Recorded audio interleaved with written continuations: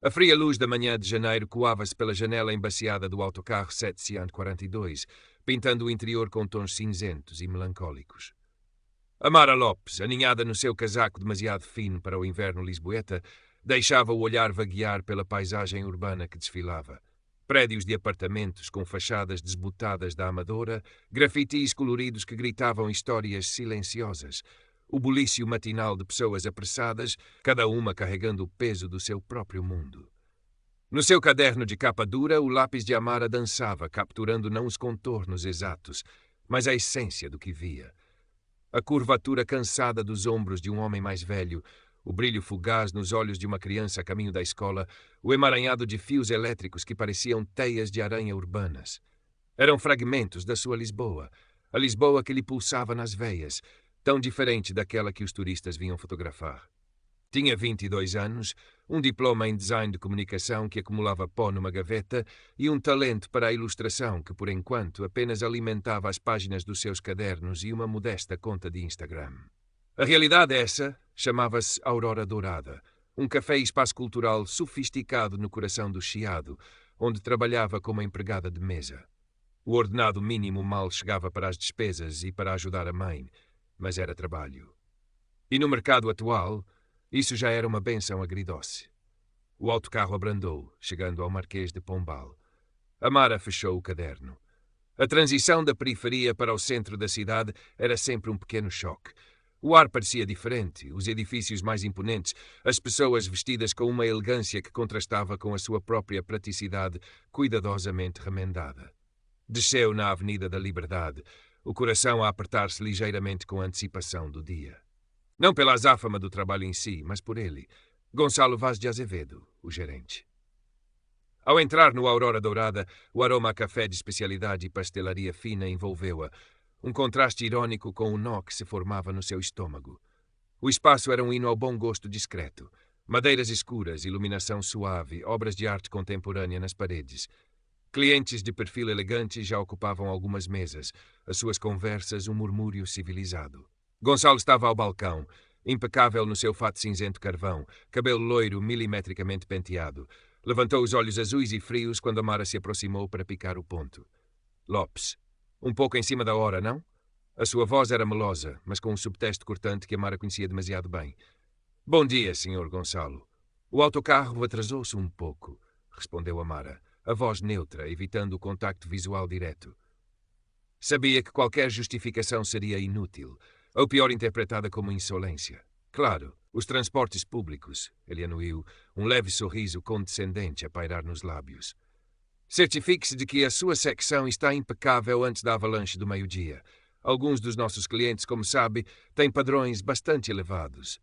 A pausa antes de elevados e o olhar fugaz que lhe dirigiu não deixavam margem para dúvidas sobre a quem, ou a que tipo de pessoa, ele achava que esses padrões não se aplicavam naturalmente.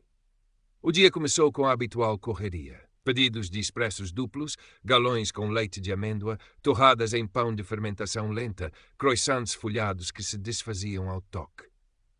Amara movia-se com eficiência, o seu sorriso profissional firmemente no lugar, mesmo quando um cliente lhe acenou com um estalar de dedos impaciente ou quando outro lhe explicou, com uma lentidão exasperante, como queria o seu chá de menta, como se ela fosse intelectualmente diminuída. O incidente que azedaria o resto do dia, no entanto, não tal. Uma senhora de ar distinto, cliente habitual, queixou-se que o seu macchiato não estava como de costume. Tinha demasiada espuma e o café estava ligeiramente queimado. Gonçalo, que pairava por perto como um falcão, materializou-se junto à mesa. Minhas sinceras desculpas, Dona Eulália, disse ele, a voz untuosa.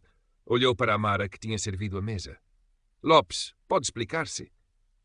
Amara sentiu o sangue a subir-lhe ao rosto. Fiz o café como sempre, Sr. Gonçalo, seguindo as indicações da máquina.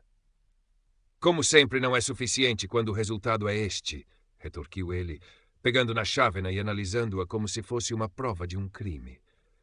Peço imensa desculpa, Dona Eulália. Vou tratar pessoalmente de lhe preparar outro e terei uma conversa séria com a responsável. O olhar que lançou a Amara era gélido. Humilhada, Amara afastou-se, sentindo os olhares curiosos dos outros clientes e o sorriso vitorioso de uma colega mais nova e branca, a quem Gonçalo frequentemente elogiava, apesar dos seus erros constantes. Sabia que o café estava perfeito. A máquina era automática. A conversa séria seria mais uma sessão de microagressões e insinuações veladas sobre a sua competência. Na pequena copa dos funcionários, durante uma pausa fugaz, encontrou Lourdes Silva, uma mulher cabo-verdiana na casa dos 50, cujos olhos continham a sabedoria de quem já vira muitas Lisboas. Lourdes trabalhava na cozinha, mas a sua presença era um farol de sanidade para Amara. Ele hoje está com os azeites, não está? Comentou Lourdes, enquanto mexia o seu próprio café. Amara suspirou, encostando-se à parede fria. Quando é que ele não está, Lourdes? Foi o maquiate da Dona Eulália. Aparentemente estraguei-lhe amanhã. Lourdes deu uma pequena risada. Ah, Dona Eulália e os seus maquiatos existenciais. Esse Gonçalo não tem emenda, menina. É daquela espécie que nasceu a pensar que o sol só brilha para eles. Fez uma pausa, olhando Amara com mais seriedade.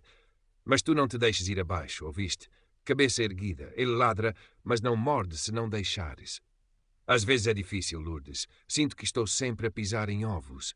Eu sei, minha querida. Acredita que eu sei. Lourdes pousou a chávena. Este sítio, com todo este verniz, é um palco.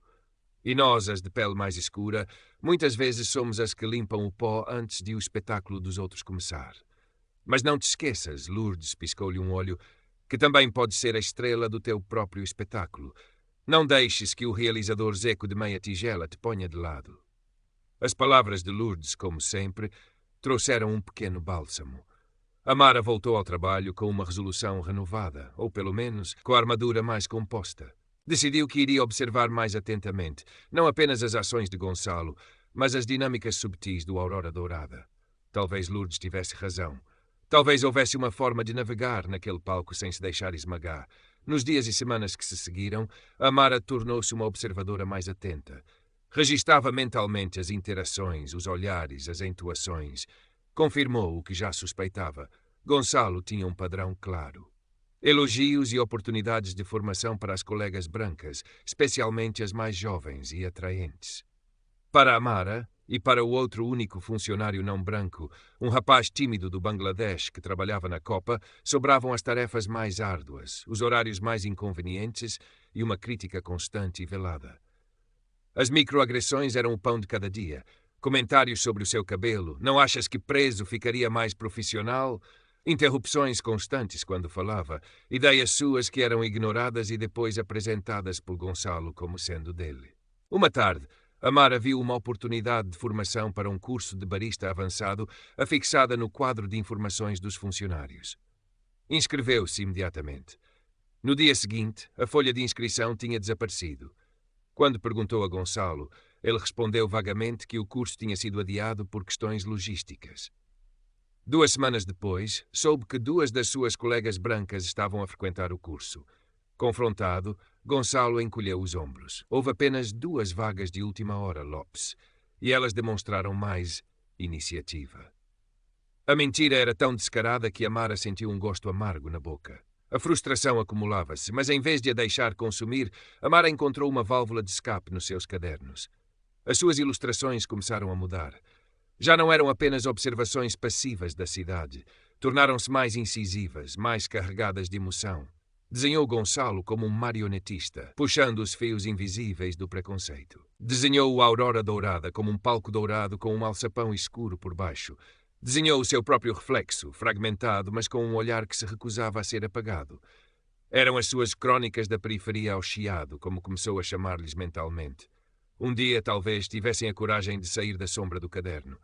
Entretanto, a vida no Aurora Dourada continuava o seu curso tenso.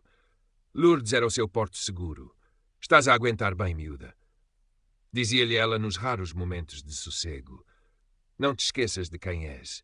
Essa gente gosta de nos fazer pensar que somos pequenas, mas a nossa força vem de dentro, de onde eles não conseguem tocar. A situação financeira da Amara, no entanto, não melhorava. As contas acumulavam-se e o sonho de se dedicar exclusivamente à ilustração parecia cada vez mais distante. Começou a enviar currículos, mas as respostas eram poucas ou para empregos igualmente precários. A ideia de deixar o Aurora Dourada, apesar de Gonçalo, era assustadora. Era o conhecido, o certo, por mais imperfeito que fosse. Um dia, enquanto arrumava uma secção mais reservada do café, ouviu inadvertidamente uma conversa entre Gonçalo e um homem mais velho, elegantemente vestido, que Amara reconheceu como sendo um dos proprietários do grupo que detinha o Aurora Dourada e outros estabelecimentos de luxo na cidade, o Sr. Vasconcelos. "E o relatório de rentabilidade do último trimestre, Gonçalo?" perguntava Vasconcelos, a voz grave. "Excelente, Sr. Vasconcelos. Dentro dos objetivos, como sempre. Tivemos apenas um pequeno contratempo com uma quebra de estoque de um dos nossos vinhos mais exclusivos, mas já está resolvido." "Quebra de estoque? Como assim? Pensei que o sistema de inventário fosse infalível." Amara aguçou os ouvidos. Lembrava-se de ter visto Gonçalo, algumas semanas antes, a receber uma grande encomenda desse vinho e a guardá-la apressadamente no seu gabinete pessoal, em vez de na adega principal. Parecera-lhe estranho na altura. Foi um erro de um fornecedor, uma confusão na entrega. Mas, como disse, já tratei de tudo pessoalmente. A equipa aqui é empenhada, mas por vezes requer uma supervisão mais atenta em certos detalhes, disse Gonçalo, com a sua habitual modéstia fingida. Vasconcelos anuiu lentamente. "Conte com isto, Gonçalo. A reputação do Aurora Dourada não permite deslizes." A conversa ficou a pairar na mente de Amara. A quebra de estoque parecia suspeita. E a forma como Gonçalo se esquivara, insinuando a incompetência da equipa, era típica. O ponto de viragem deu-se numa sexta-feira à noite particularmente movimentada. O Aurora Dourada estava a acolher um evento de lançamento de um novo perfume de uma marca internacional. Havia jornalistas, influencers e a elite lisboeta em peso. A pressão era imensa. Amara, apesar do cansaço, mantinha-se focada, servindo champanhe e canapés com um profissionalismo irrepreensível. A certa altura, uma das influencers mais conhecidas, uma jovem loira e estrondosa, queixou-se em voz alta que a sua pequena mala de marca que tinha deixado momentaneamente sobre um cadeirão tinha desaparecido.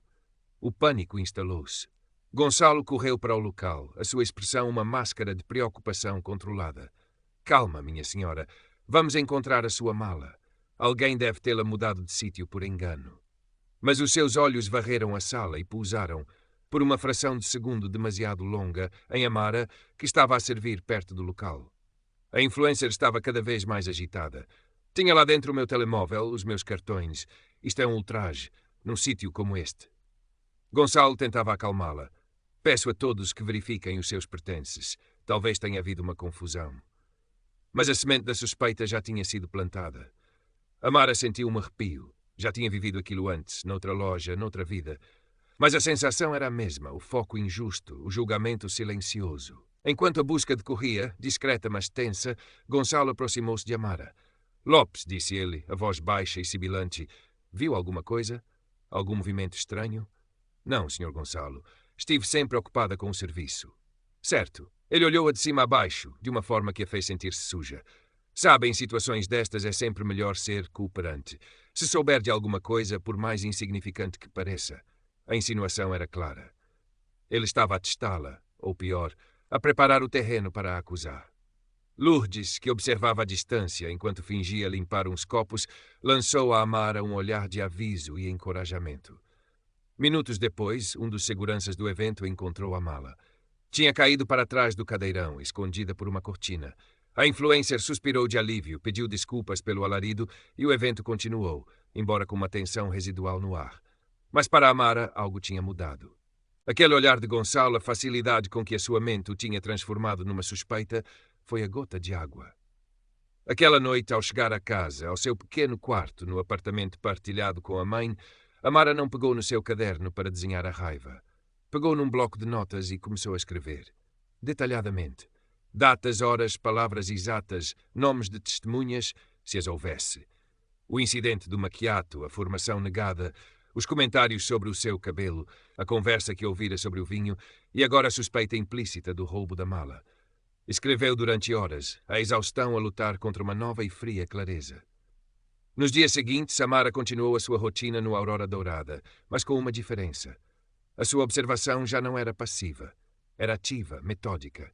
Procurava padrões, validava as suas memórias. Falou com o rapaz do Bangladesh da Copa, o Karim, que, embora hesitante e assustado, confirmou ter sofrido tratamentos semelhantes por parte de Gonçalo e até algumas situações de xenofobia mais explícita. Lourdes, ao saber da decisão de Amara de documentar tudo, ofereceu o seu apoio incondicional. Faz bem, miúda. Às vezes a única arma que temos é a verdade bem contada. Amara começou também a pesquisar. Direitos dos trabalhadores. Assédio moral no trabalho. Discriminação racial. Encontrou informações sobre a Comissão para a Igualdade contra a Discriminação Racial e sobre sindicatos que poderiam oferecer apoio jurídico. O medo ainda lá estava, um nó frio no estômago, mas agora era acompanhado por uma determinação crescente. Não era apenas por si. Era por Karim. Era por todas as Amaras e Lourdes que tinham de engolir em seco todos os dias. O plano de Gonçalo para encobrir a sua própria negligência ou corrupção com o estoque de vinho não tardou a manifestar-se. Cerca de uma semana após o evento do perfume, Gonçalo convocou uma reunião com a equipa de sala e cozinha. O ambiente era pesado. Como sabem, começou ele, o tom grave e solene, a gestão de estoques é crucial para a rentabilidade do Aurora Dourada. Recentemente detectamos um desvio considerável no inventário de um dos nossos vinhos mais caros, o Quinta do Val Mião Vintage 2017. Ele fez uma pausa dramática, varrendo a sala com o olhar. Após uma investigação interna exaustiva e com muito pesar, concluímos que este desvio não foi acidental. Amara sentiu o coração a acelerar. Era aquilo. O momento que ele tinha estado a preparar. Infelizmente, continuou Gonçalo, as evidências apontam para uma falha grave, ou pior, para uma conduta desonesta por parte de um dos nossos elementos. Os seus olhos pousaram em Amara, e depois, brevemente, em Karim, que empalideceu. Amara Lopes, durante o período em que o desvio ocorreu, era uma das poucas pessoas com acesso regular à área de armazenamento secundário, onde este vinho específico estava temporariamente guardado devido a uma reorganização da adega principal. A mentira sobre a reorganização era flagrante. Amara sabia que ele tinha guardado as caixas no seu gabinete. Dadas as circunstâncias, prosseguiu Gonçalo, e para proteger os interesses do Aurora Dourada, vejo-me forçado a tomar medidas. Amara, lamento informar, mas até que esta situação seja completamente esclarecida, a sua posição aqui está suspensa com efeitos imediatos. E dependendo do resultado da investigação mais aprofundada, poderemos ter de envolver as autoridades. O silêncio na sala era ensurdecedor. Alguns colegas olhavam para o chão, embaraçados. Outros, os mais próximos de Gonçalo, tinham expressões de falsa consternação. Karim parecia prestes a desmaiar. Lourdes olhava para Gonçalo com um desprezo gélido. Amara sentiu o chão a fugir-lhe dos pés, mas agarrou-se a uma força interior que desconhecia possuir. Lembrou-se das suas notas, das palavras de Lourdes, da sua própria dignidade. Era agora ou nunca. Respirou fundo. Senhor Gonçalo, começou, a voz a tremer ligeiramente no início, mas a ganhar firmeza a cada palavra. Com todo o respeito, essa acusação é completamente infundada e parece-me uma tentativa de encontrar um bode expiatório. Um murmúrio percorreu a sala. Gonçalo ergueu uma sobrancelha, fingindo surpresa. Está a insinuar o quê, Lopes? Não estou a insinuar nada, senhor. Estou a afirmar factos. Amara deu um passo em frente. Primeiro, o vinho em questão não estava numa área de armazenamento secundário acessível a vários funcionários. Estava no seu gabinete pessoal, para onde o vi levar as caixas no dia da entrega. Segundo, tenho um registro detalhado de múltiplos incidentes que demonstram um padrão de tratamento discriminatório e de assédio moral da sua parte, não só para comigo, mas também para com outros colegas, nomeadamente o Karim. Karim levantou a cabeça, os olhos arregalados, um misto de medo e surpresa.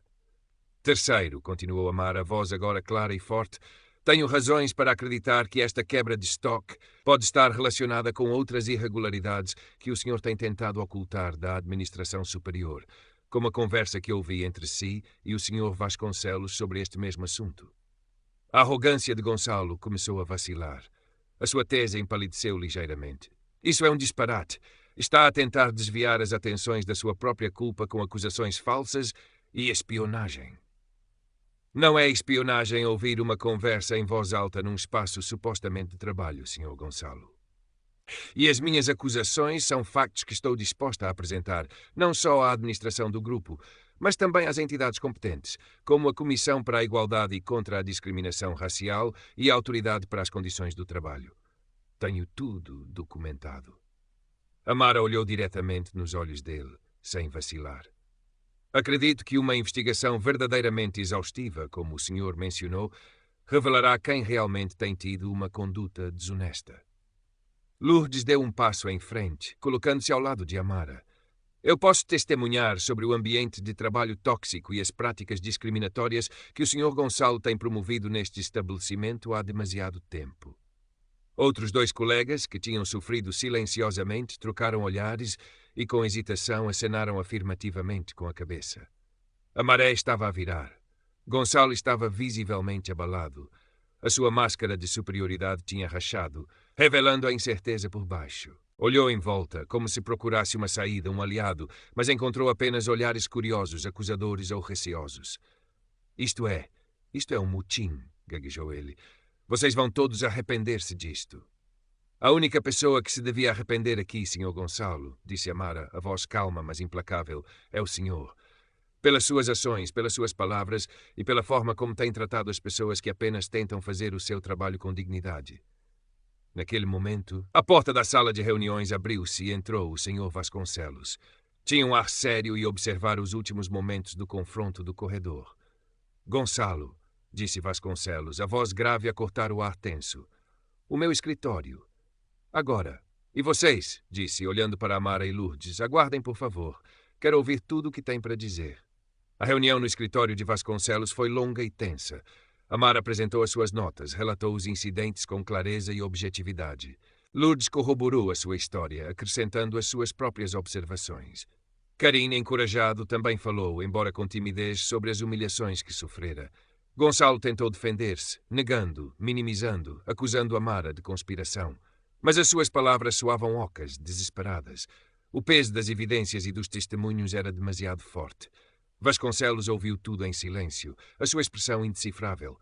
No final, agradeceu a Amara, Lourdes e Karine pela sua coragem. Informou que Gonçalo seria suspenso imediatamente, enquanto decorria uma investigação completa e independente a todas as alegações e à gestão do Aurora Dourada. Garantiu que seriam tomadas medidas para assegurar um ambiente de trabalho justo e respeitador.